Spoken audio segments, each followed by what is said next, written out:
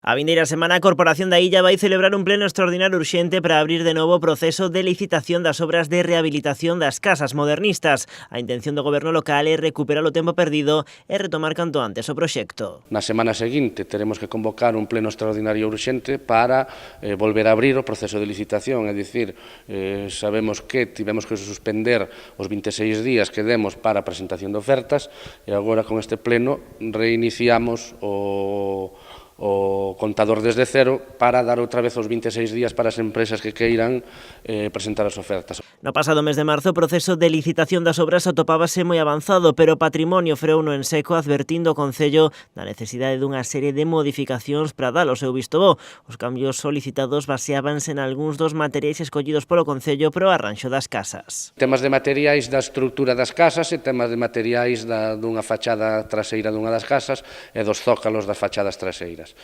Tamén nos materiais de rehabilitación da zona de Salazón, que se modificaron no proxecto xa segundo as instruccións de Patrimonio de Pontevedra. Unha vez corrixidas esas observacións, o documento conta xa coa autorización para levar a cabo as obras. Agora hai que agardar a que se cumpran todos os prazos. O Concello conta con ter o proxecto adxudicado a máis tardar dentro dun par de meses. Nos creemos que se todo vai ben, se non temos ningún tipo de interrupción, ningún tipo de problema na contratación, pois en xullo tela adxudicada. A rehabilitación das casas modernistas é un dos proxectos máis ambiciosos desta legislatura para o Goberno insular. A intención do Concello convertelas en 3 centros socioculturais e rematar así co estado de abandono no que se atopan.